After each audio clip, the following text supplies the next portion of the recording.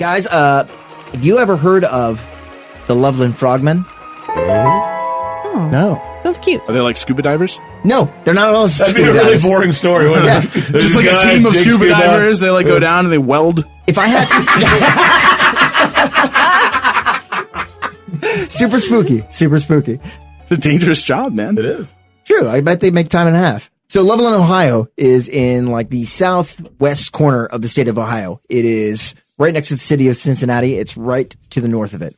Also, the city of Loveland is in conjunction with the river, the Little Miami River, of all things, that runs basically through the town. So there are a lot of little bridges that are all dimly lit. They pass all throughout and traverse the streets alongside of it, leading in and out of the town. For the Loveland Frogmen, the first most famous account occurred in May of 1955. And there are many discrepancies in the story, variations of this encounter, but they all lack notably important details, such as what day of the week it was, what was the name of the witness. Oh, God. But to this day, this story is still ubiquitous to the town of Loveland. You can find it everywhere. Everyone knows, has been brought up with this tale. And this was Ohio, you said? Ohio. Okay. Loveland, Ohio, 1955. Near the Miami River? Year of our Lord. The Little Miami River. Little Miami, okay. So the story goes that an unknown man, many agree that he was probably a businessman or a traveling salesman of some sort, that he was driving very early one morning.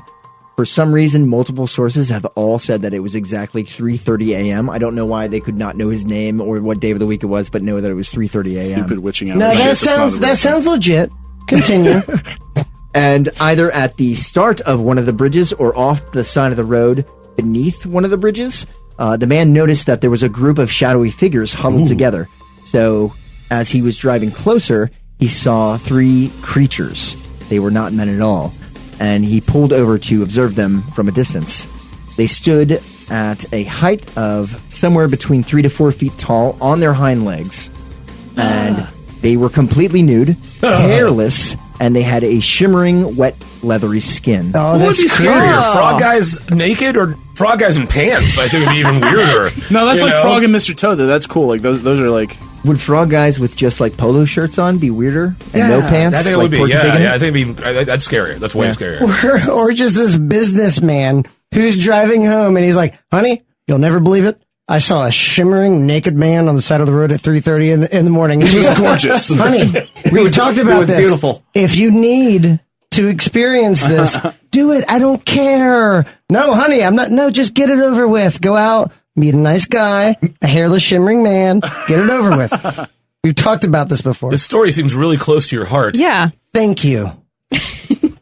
So these creatures, they also had large webbing between their digits on both the hands and the feet. But the most unsettling physical attribute of these beings was that they had this distinctly amphibian head, very, very wide, with a large mouth, and they had offset eyes that shone very brightly, almost like headlights. Ooh. They had deep wrinkles that were like fissures on the top of their heads, where a human's hair would be. So the man, he stayed there for a couple of minutes watching them, enwrapped. Dude's a beast. Well, you know, he's off to the side in the shadows watching these creatures. Like, And he he get in said, your car and get out of there. he said that he could hear them talking to each other, conversing in some unknown reptilian Ooh. amphibian language. So now, as the man was about to leave, and it's not clear if the creature's next action was due to them becoming aware of the fact that someone was observing them or not, but one of the frogmen, he suddenly lifted his arm into the air, and in its hand was this long metal cylindrical object, a quote-unquote wand is how it's described. And a plume of sparks began to shoot out of this object, and the man, he just hauled ass, hightailed it out of there as fast as he could before he saw what would happen next. All right. So the sound next more sensible. sighting of this creature would be almost 17 years later, March 3rd, 1972, 1 a.m. A police officer, one Ray Shockey, he was driving into Loveland from Riverside Road. Shockey recalls that he was driving very cautiously because it was very cold and it had made for icy conditions on the road, patches of ice all alongside of it. So he was going very slowly, and something ran into the road in front of his vehicle. It froze in front of his car, like a deer in the headlights, but Right. not a deer, a fucking frog Frogman. man. Yeah. So he got a very good look at this thing. He described it also as being 3 to 4 feet tall, probably weighing between 50 to 75 pounds, and he also said that it had leathery, shimmering skin.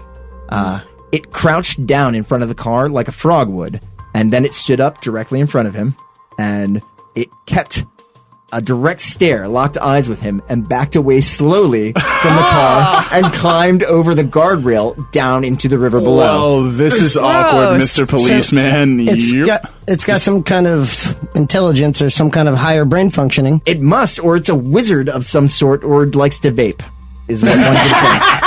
Who does it? That Who is does it? like a frogman out there raising, sparking, like, tutti frutti flavored Like a sick vape. tornadoes. Frogman's thinking, if I don't think the human's here, the human's not here, man. So the next sighting was 2 weeks later, also by another police officer, Mark Matthews. And so the encounter was almost exactly the same as Shocky's, except for the fact that when he pulled over, seeing a animal along the side of the road, it then stood up. Matthews decided, no one's going to believe me if I tell them this, so I might as well kill it. Well, who cares about the life of this creature? I just want to be believed. He wanted proof, so he pulled his service revolver and fired at the creature. Oh, there is one small detail. He noted that the creature had a tail as well.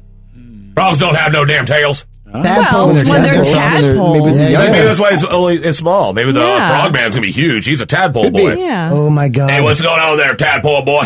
So he opened fire on this creature, but it managed to escape again over the guardrail and go down It's a into the river. sneaky son of a bitch. But the most recent sighting was actually last year. Ooh. What? 2016 in Loveland. They could have been toadmen. Why is it automatically frogmen? I don't know what the difference is. One of them is like One is strictly dry. land, and toads are dry, and Toads are dry, so they must be frogmen because they're associated with this shimmering. river. Oh, true. They always Okay. go back into the river. son of a bitch. So the couple, Sam Jacobs, in 2016, he and his girlfriend were playing Pokemon Go, and they were between Loveland Madeira Road and Lake Isabella. They witnessed this creature. They managed to take video and several photos, and I've seen them. Basically, the eyes look like headlamps. Always. It's really hard to make out anything else in the photo except for the shadowy figure of what its body would be on the water, but it's very, very hard to discern anything of concrete evidence. But he is quoted that then the thing stood up and walked on its hind legs. I realize this sounds crazy, but I swear on my grandmother's grave, this is the truth. The frog stood about 4 feet tall. Jesus. Here's my bet.